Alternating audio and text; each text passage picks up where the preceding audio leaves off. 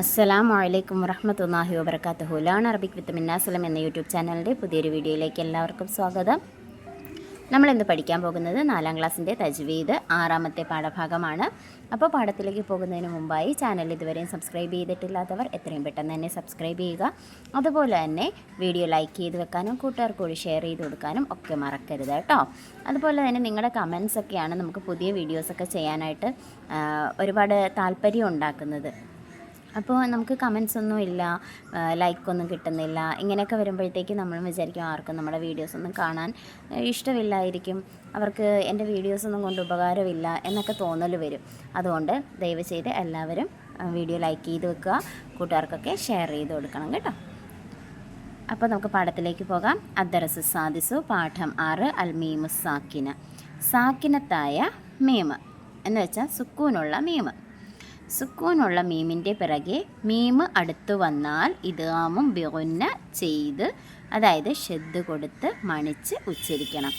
സുക്കൂനുള്ള മീമിൻ്റെ പിറകെ മീമ് വന്നാൽ, മീമിൻ്റെ പിറകെ മീമ് വന്നാൽ നോക്കിയേ, ഫീ ഖുലൂബിഹിം മറദ് ലഹും മാ യശാഊൻ.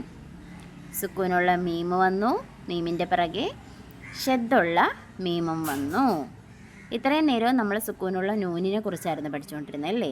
ഇവിടെ നമ്മൾ സുക്കൂനുള്ള മീമിനെ കുറിച്ചാണ് പഠിക്കുന്നത്. സുക്കൂനുള്ള മീമിന് ശേഷം ഷദ്ദുള്ള മീമ് വന്നാൽ എന്താ ചെയ്യേണ്ടത്? ഇദ്ഗാമും ബിഗുന്ന ചെയ്യണം അല്ലേ. നോക്കാം അടുത്തത്.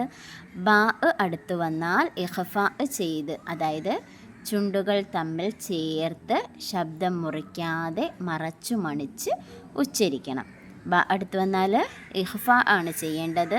എങ്ങനെയാണ് ചെയ്യേണ്ടത്? ചുണ്ടുകൾ തമ്മിൽ ചേർത്ത് ശബ്ദം മുറിക്കാതെ മറച്ചു മണിച്ച് ഉച്ചരിക്കണം. എങ്ങനെയാ? മാലഹും ബിഹി തർമീഹിം ബിഹിജാറത്തിൻ.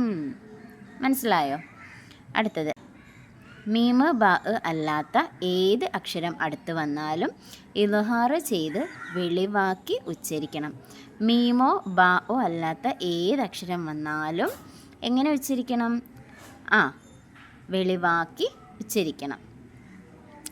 അൽഹംദു അലൈഹിം വലദ്ദാലീൻ. മനസ്സിലായോ? അപ്പോൾ എന്തൊക്കെയാണ് പഠിച്ചത്? സുക്കൂനുള്ള മീമിൻ്റെ പിറകെ മീമ് വന്നാൽ ഇദ്ഗാമും ബിഗുന്ന ചെയ്യണം. പിന്നെ മീമിൻ്റെ പിറകെ ബാ വന്നാൽ ഇഖ്ഫാ ചെയ്യണം. മീമിൻ്റെ പിറകെ മീമോ ബാओ അല്ലാത്ത ഏതക്ഷരം വന്നാലും ഇദ്ഹാർ ചെയ്യണമെന്നും പഠിച്ചു. ഇനി ഫ വാവ് എന്നീ അക്ഷരങ്ങൾ അടുത്ത് വന്നാൽ പ്രത്യേകം ശ്രദ്ധിച്ച് ഇദ്ഹാർ ചെയ്യണം. ഫ വാവ് നോക്ക്, ഇവിടെ വാവാണ് വന്നതല്ലേ, അവിടെ അപ്പം നമ്മൾ ശ്രദ്ധിച്ച് ഉച്ചരിക്കണം. ഈഹിം വലദ്ദാലീൻ എന്നേ ഉച്ചരിക്കാൻ പാടുള്ളൂ. അവിടെ നമ്മൾ മണിക്കാനൊന്നും പാടില്ല കേട്ടോ. സാധാരണ ഫ വരുമ്പം നമ്മൾ ഇഖ്ഫാ ആണ് ചെയ്യാറുള്ളതല്ലേ, അതുകൊണ്ടാണ് ഇഖ്ഫാ ആയി പോകാതെ സൂക്ഷിച്ച് ഇദ്ഹാർ ചെയ്യണം എന്ന് പറയുന്നത്. അലൈഹിം വലദ്ദാലീൻ എന്നാണ് നമ്മൾ ഉച്ചരിക്കേണ്ടത്. അപ്പോൾ മനസ്സിലായോ? ഇനി നമുക്ക് പാഠത്തിൻ്റെ ചോദ്യോത്തരങ്ങളിലേക്ക് പോകാം. സുക്കൂനുള്ള മീമിൻ്റെ പിറകെ മീമ് ബാ എന്നിവ അടുത്തു വരുമ്പോൾ എന്ത് ചെയ്യണം? മീമാണ് വരുന്നതെങ്കിൽ ഇദ്ഗാമും ബിഗുന്ന ചെയ്യണം. ബാ ആണ് വരുന്നതെങ്കിൽ ഇഖ്ഫാഉം ചെയ്യണം. മീമാണ് വരുന്നതെങ്കിൽ ഇദ്ഗാമും ബിഗുന്ന ചെയ്യണം. ബാ ആണെങ്കിൽ ഇഖ്ഫാ ചെയ്യണം. അടുത്തത്, താഴെപ്പദങ്ങളിൽ സുക്കൂനുള്ള മീം എങ്ങനെ ഉച്ചരിക്കണം എന്ന് പറയുക. ഇവിടെ സുക്കൂനുള്ള മീമ് വന്നു, ശേഷം ഷീനാണ് വന്നിരിക്കുന്നത്. നമ്മൾ പഠിച്ചിട്ടുണ്ട്, മീമും ബാഉ അല്ലാത്ത വേറെ ഏത് അക്ഷരം വന്നാലും എന്ത് ചെയ്യണം? ഇദ്ഹാർ ചെയ്യാനാണ് നമ്മൾ പഠിച്ചതല്ലേ. ഇദ്ഹാർ ചെയ്യാനല്ലേ പഠിച്ചത്. അതുകൊണ്ട് നമ്മൾ അംഷാജിൻ എന്ന് വായിക്കും. അടുത്ത നോക്ക്, വമാഹും ബിഖാരിജീന. അപ്പോൾ മീമിന് ശേഷം ഏതക്ഷരം വന്നത്? ബാ ആണ് വന്നത്. ബാ ആണ് വന്നെങ്കിൽ നമ്മൾ എന്താ ചെയ്യേണ്ടത്? ഇഖ്ഫാ ആണ് ചെയ്യേണ്ടതല്ലേ.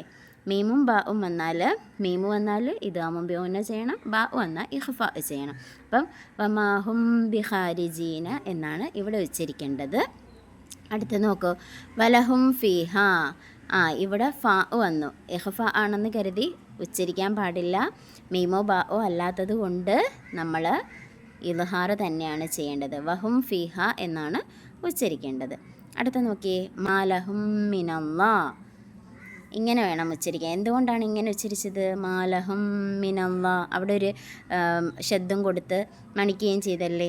ഇത് മുമ്പ് ഒന്ന ചെയ്തല്ലേ. എന്തുകൊണ്ടാണ്? മീമോ ബാ ഓ വന്നു കഴിഞ്ഞാൽ, സുക്കൂനുള്ള മീമിന് ശേഷം മീമോ ബാ ഓ വന്നു കഴിഞ്ഞാൽ നമ്മൾ ശബ്ദം കൊടുക്കണം, മണിക്കുകയും ചെയ്യണം അല്ലേ. അതുകൊണ്ടാണ് മാലഹും മിനല്ലാ എന്ന് ഉച്ചരിച്ചത്.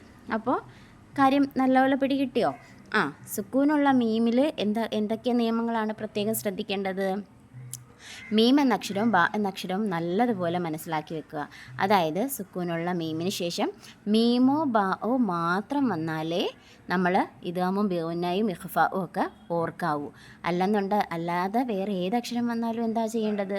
ഇൽഹാറാണ് ചെയ്യേണ്ടത് അല്ലേ. ഇൽഹാറാണ് ചെയ്യേണ്ടത്, അതായത് വെളിവാക്കിയാണ് ഉച്ചരിക്കേണ്ടത്. അപ്പോൾ ഇതോടുകൂടി ഇന്നത്തെ പാഠം അവസാനിക്കുകയാണ്. ഇൻഷാ അല്ലാഹ് മറ്റൊരു ക്ലാസ്സുമായി കാണും വരെ മഅസ്സലാമ.